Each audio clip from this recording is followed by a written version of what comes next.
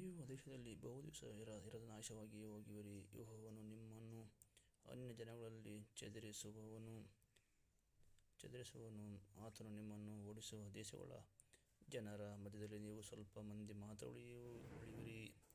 ನೀವು ಆ ದೇಶಗಳಲ್ಲಿ ಮನುಷ್ಯರು ಮಾಡಿಕೊಂಡ ದೇವರುಗಳನ್ನು, ಅಂದರೆ ಮರದಲ್ಲಾಗಲಿ ಕಲ್ಲಿನಲ್ಲಾಗಲಿ ಕೆತ್ತಲ್ಪಟ್ಟು ನೋಡಲಾರದೆ, ಕೇಳಲಾರದೆ, ತಿನ್ನಲಾರದೆ, ವಾಸನೆ ತಿಳಿದುಕೊಳ್ಳಲಾರದೆ ಇರುವ ದೇವರುಗಳನ್ನು ಪೂಜಿಸುವವರಾಗಿರಿ. ಅಲ್ಲಿಂದಲಾದರೂ ನೀವು ಸಂಪೂರ್ಣ ಹೃದಯದಿಂದಲೂ ಮನಸ್ಸಿನಿಂದಲೂ ನಿಮ್ಮ ದೇವರಾದ ಯೆಹೋವನನ್ನು ಹುಡುಕಿದರೆ ಆತನು ನಿಮಗೆ ಸಿಕ್ಕುವನು. ಮೇಲೆ ಹೇಳಿದ ಮೇಲೆ ಎಲ್ಲಾ ಕಷ್ಟಗಳು ನಿಮಗೆ ಸಂಭವಿಸಿ ನೀವು ಸಂಕಟದಲ್ಲಿರುವಾಗ ಅಂತ್ಯದಲ್ಲಿ ನೀವು ಆತನ ಕಡೆಗೆ ತಿರುಗಿಕೊಂಡು ಆತನ ಮಾತಿಗೆ ಕಿವಿಗೊಡುವಿರಿ. ನಿಮ್ಮ ದೇವರಾದ ಯೆಹೋವನು ಕನಿಕರವುಳ್ಳ ದೇವರಾದ್ದರಿಂದ ಆತನು ನಿಮ್ಮನ್ನು ಅಲಕ್ಷ್ಯ ಮಾಡುವುದಿಲ್ಲ, ನಾಶನಕ್ಕೆ ಬಿಡುವುದಿಲ್ಲ. ತಾನು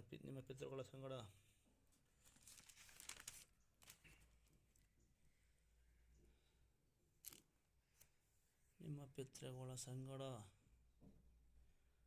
ಪ್ರಮಾಣಪೂರ್ವಕವಾಗಿ ಮಾಡಿಕೊಂಡ ಒಡಂಬಡಿಕೆಯನ್ನು ಮರೆಯುವುದಿಲ್ಲ.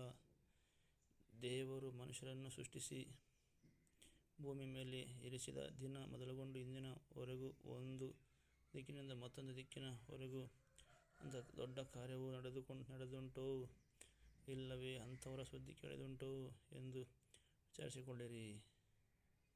ದೇವರು ಬೆಂಕಿಯ ಜ್ವಾಲೆಯೊಳಗಿಂದ ಮಾತಾಡಿದ ಸ್ವರವು ನಿಮಗೆ ಕೇಳಿಸಿತಲ್ಲಾ. ಬೇರೆ ಯಾವ ಜನರಾದರೂ ದೇವರ ಸ್ವರವನ್ನು ಕೇಳಿ ಬದುಕಿದುಂಟೋ? ಬೇರೆ ಯಾವ ದೇವರಾದರೂ ಮನುಷ್ಯೋಧನೆ, ಮಹತ್ಕಾರ್ಯ, ಉತ್ಪಾತ, ಯುದ್ಧ, ಭುಜಪರಾಕ್ರಮ, ಸಿದ್ಧಹಸ್ತ, ಮಹಾಭೀತಿಯು ಹಿಡಿದು ಪ್ರಯೋಗಿಸಿ ಒಂದು ಜನಾಂಗವನ್ನು ಮತ್ತೊಂದು ಜನಾಂಗದ ಕೈಯೊಳಗಿಂದ ತಪ್ಪಿಸುವುದಕ್ಕೆ ಪ್ರಯತ್ನಿಸಿದುಂಟೋ?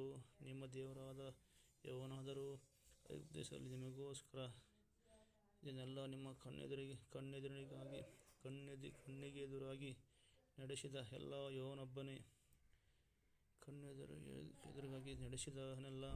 ಯೆಹೋವನೊಬ್ಬನೇ ದೇವರು, ಬೇರೆ ದೇವರೇ ಇಲ್ಲವೆಂದು ನೀವು ತಿಳಿದುಕೊಳ್ಳುವುದಕ್ಕಾಗಿ ಎಲ್ಲ ನಿಮಗೆ ಮಾತ್ರ ತೋರಿಸಲ್ಪಟ್ಟಿತು.